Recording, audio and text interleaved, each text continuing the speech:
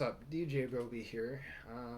If you recognize the setup, you should know what type of video you're gonna get.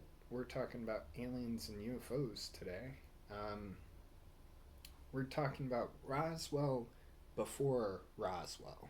What do I mean by that?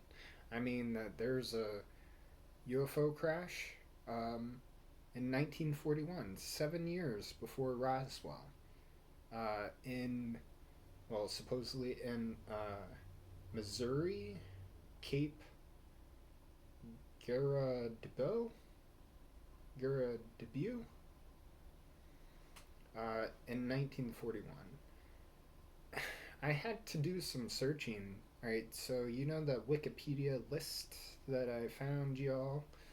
Um, I was looking through that list, and this case popped up. Now there are multiple cases where you can't click on them. Like they'll say, this is a case, but there's no information on Wikipedia about it for some reason.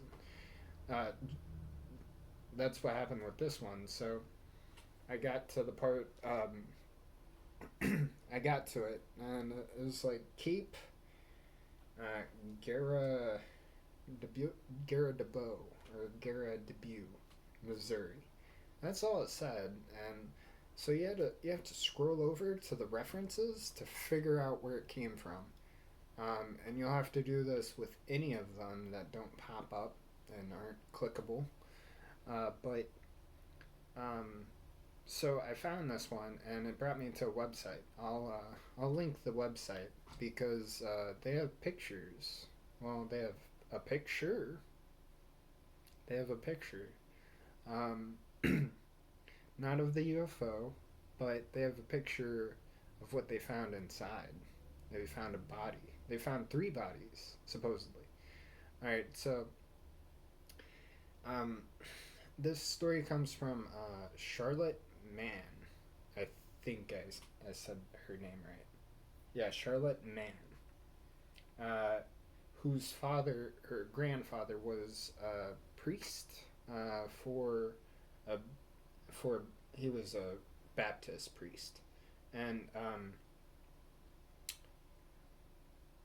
so uh, sh all right. So um, the story comes from her, not her grandfather, but from her grandmother on her dying deathbed, and one of the Charlotte Mann, one of the granddaughters of this family, wanted to know more about this story, so she was asking and whatnot before her grandmother passed away, and she got the full story, and she told it like with you know there's days in between, but she got it all out of her, and this is the story. In 1941, her grandfather was called out um, in spring in the evening around 9 to 9:30 p.m. Uh, the call was that someone er, on the call they said that it was a plane crash, right? And they needed someone to um, minister people for the plane crash. Um, upon arrival, like whenever he got there, it was really different. I'm gonna go word for word here now, but upon arrival, the situation was very different. It was not a conventional aircraft as we know. He described it as a saucer that was metallic in color, no seams, did not look like anything he had seen. It had been broken open in one portion, and so that he could walk up and see that. Looking in, he saw a metal chair, metal chair, gauges and dials and things he's never seen.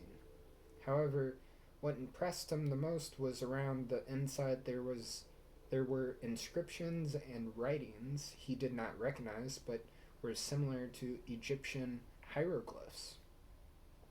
Now, if you've if you've seen I have another video about the Roswell I-beam. Check that video out. It's down there somewhere, you know. But it's talking about the same thing except in Roswell. They see these hieroglyphs on the aircraft too, in in the report in the Roswell, and that's a fact that not a lot of people talk about. Um, there were three entities, or non-human people, lying on the ground. Two were just outside the saucer. The third one was further out. His understanding was that perhaps the third one was not dead on impact.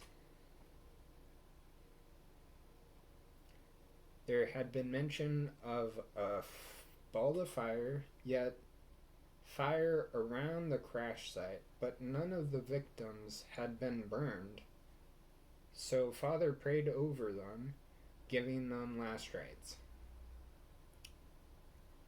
There were many people there, fire people, photographers, and so they lifted one up, and two men on the other side stood him up and stretched his arms out and had him up under the armpits out there.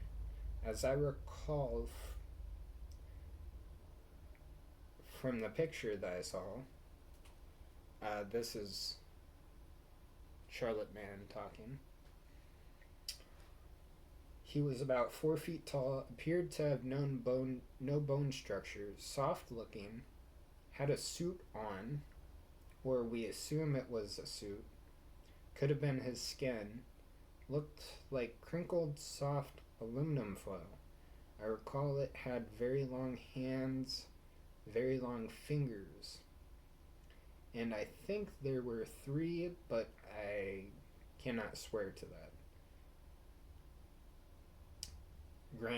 My grandfather, upon arrival, said that there were already several people on the scene, too, that he assumed were local photographers, fire people, and so not so long after they arrived, the military showed up, surrounded the area, took them off in groups separately, spoke to each of them.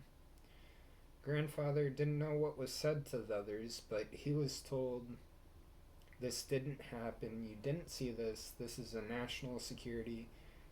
It is to never to be talked about again."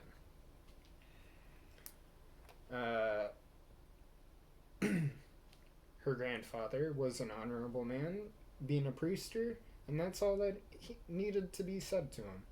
And as he came home and so he came home and told the story to my dad, who was there, and my grandma, and my uncle. My mom was expecting at the time, so she was off in the bedroom.